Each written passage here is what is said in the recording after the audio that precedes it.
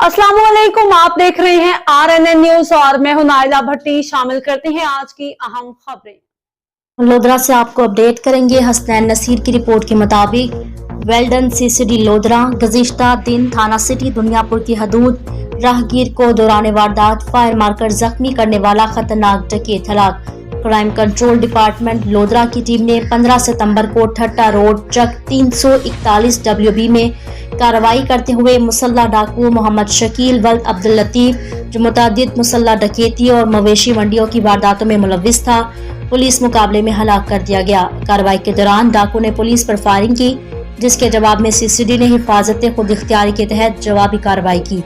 हलाक शुदा डाकू के कब्जे से मोटरसाइकिल और पिस्टल भी बरामद हुई। इसके साथ 2 साथी मुलजिमान फरार होने में कामयाब। CCD लोधरा की शुजाना कार्रवाई से अवाम के जानो माल का तहफ़्फ़ुज़ यकीनी बनाया गया और जराइम पेश अनासर के खिलाफ कार्रवाइयाँ भरपूर अंदाज में जारी रहेंगी।